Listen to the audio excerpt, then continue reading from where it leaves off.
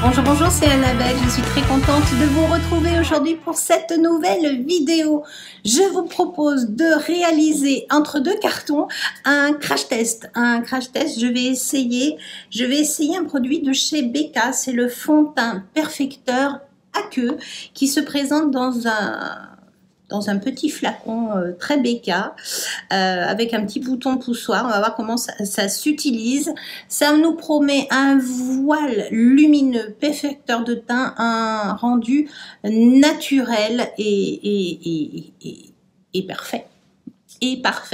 C'est une couvrance légère que l'on peut moduler pour avoir une couvrance un petit peu plus importante. Je m'attache mes cheveux et c'est parti. Hop, c'est chose faite. J'applique ma base de chez NYX. C'est ma base actuelle de référence. Je ne vais pas essayer une autre base aujourd'hui parce que pour un crash test, il faut bien voir ce que ça donne. J'aide à bien faire pénétrer la base. Ça l'aide à sécher. Et on a un petit effet un petit peu adhérent. Donc, c'est un fond de teint à queue, donc il faut bien le secouer. C'est parti. Voilà. Et logiquement, on tourne, on appuie pour prendre du produit. Et c'est parti, mon kiki. Voilà, ça se présente en forme de pipette. Donc, je vais en mettre un petit peu sur mon dos de main. C'est quelque chose de très liquide. Je vous mettrai bien évidemment la couleur en barre d'infos. Donc j'en applique quelques touches sur mon nez, un peu sur mon front, un peu sur mon menton et le reste sur mon cou. Je prends mon petit miroir et c'est parti.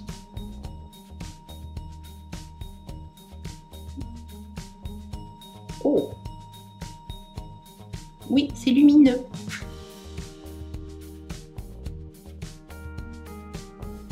La couleur m'a l'air d'être bonne. C'est toujours pareil, hein. On essaye de loin. Heureusement, il y a des sites qui vous proposent, en fonction d'un fond de teint que vous avez déjà, des équivalences dans le modèle que vous souhaitez. Donc, ça aide beaucoup, mais bon. Mais j'ai été nue dans mon cou. Alors, ça s'étale plus que bien. Oui, c'est lumineux. Ça n'a pas un effet gras.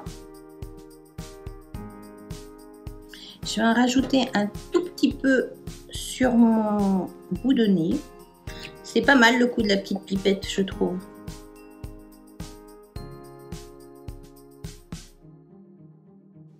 Oui, c'est vraiment un... Alors, ils disent que ça floute un petit peu, peut-être bien un petit peu là. Un petit peu, ça floute un tout petit peu les pores. Ça camoufle un peu les rougeurs, oui. Je pense qu'on doit pouvoir vraiment augmenter la couvrance sans aucun problème. Donc là, ne pas oublier avant de refermer de vider la pipette parce que la prochaine fois, autrement, vous aurez un truc pas mélangé. Voilà, et ça se visse, c'est super. Moi, j'aime beaucoup cette petite fermeture. Oui, le teint, c'est assez joli, je dois vous avouer.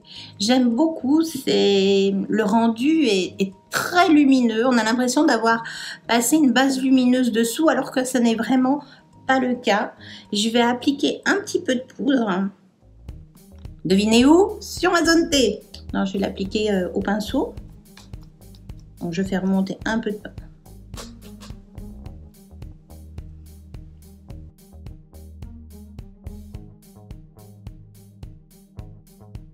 donc je l'ai fixé un petit peu et j'étale un peu sur les côtés. Voilà. J'ai bien fixé ma zone T et j'ai oublié d'appliquer mon enduiseur. Et ben c'est pas grave, je l'applique comme ça. Voilà. Décidément, mon anti-cerne en ce moment, c'est toujours le dernier à être appliqué et bah, je l'oublie parfois. Voilà, toujours avec mon petit pinceau. Et des petites peluches. Voilà. Et pourtant, ça mérite bien la présence d'un petit anti-cerne. Voilà, on camoufle un peu le bleu. C'est vraiment super joli. Je vais appliquer un petit peu de poudre pour bien fixer. Mais vraiment avec ce qui reste. C'est la poudre de chez Pay, bien évidemment. Et là, c'était le Cakeless de chez Benefit. Je vais finir mon teint et je vous reviens dans quelques secondes. Me voilà de retour, j'ai fini mon maquillage. J'ai appliqué le bronzer de chez Marc Jacob. J'ai appliqué un petit blush de chez Kiko. Celui-là qui est très lumineux. J'ai utilisé la palette de chez Zoeva, la Cocoa Blend, et le mascara de chez Benefit, ainsi qu'un petit crayon pour la muqueuse inférieure de chez Marc Jacob. Bien sûr, je vous mettrai tous les produits que j'ai utilisés pour avoir cette petite bouille-là en barre d'infos. Je vous reviens d'ici la fin de journée. On va voir ce qui me reste de ce magnifique teint plus que lumineux. À tout à l'heure. Comme promis, je suis de retour pour le bilan fin de journée. Ce matin, j'ai appliqué le Aqua Luminous Perfecteur de chez Becca. Il est à peu près 9 h et là, il est presque 19 h et il faut que je me dépêche. Oui, parce que demain, à l'aube, les déménageurs arrivent pour vider l'appartement et remplir dans la foulée la maison. Donc, tout ce qui est derrière moi doit être empaqueté au plus tôt. Voilà, je n'ai pas la pression, mais voilà, c'est comme ça. En tout cas, je sais que ma vidéo sera faite. Ceci étant dit, bah c'est pas mal. Hein. C'est pas mal du tout. Vraiment. C'est un voile teinté, oui. Mais alors, qui corrige les imperfections. Je n'ai pas corrigé quoi que ce soit, je n'ai pas corrigé les petites rougeurs que j'ai là.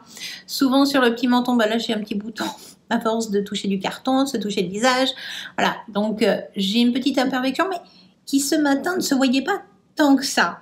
Là, ça c'est un petit peu patiné, mais les fards ont réellement bien tenu dessus. Dans la barre d'infos, je vous ai mis tout ce que je me suis appliqué. Rien n'a bougé de trop. Alors oui, ça s'est patiné. Oui, on dirait que là, ça a un petit peu bougé. Mais avec le port du masque, ben, ça frotte un peu et ça gomme un peu quand même le maquillage. Au niveau brillance, eh bien, je suis quand même très étonnée. Alors oui, je suis lumineuse. Oui, je suis glowy, mais je ne suis pas grasse. Allez. J'ai transpiré à traîner un carton, à scotcher, à remplir, pousser, voilà. Mais non, je ne suis pas grasse. Non. C'est pas grassouillet, alors que sur un produit qui était un peu lumineux, j'avais quand même des doutes. Alors, oui, j'ai un peu de brillance là, mais rien, quoi. Mais pas grand-chose, je n'ai fait aucune retouche. Non, c'est carrément canon. C'est canon et le rendu est juste fantastique, je trouve. Alors, je ne sais pas si à la caméra, ça va rendre justice à ce fond de teint, mais réellement, il est sublime, d'une transparence. C'est votre peau en mieux. Voilà. Un voile teinté perfecteur, c'est ça. Voilà. Il n'y a pas d'effet de matière, ça ne marque pas les traits. Non, vraiment, je suis bluffée. Je me suis dit, il va rien rester ou je vais briller comme un loukoum. Mais non, même pas. Non, c'est super. Voilà. Je ne vais pas vous faire de longs discours. Je suis conquise. Je vais continuer à le tester. avec d'autres produits, d'autres bases. Et je reviendrai donc à la fin du mois pour vous dire ce qu'il en ressort de tout ça.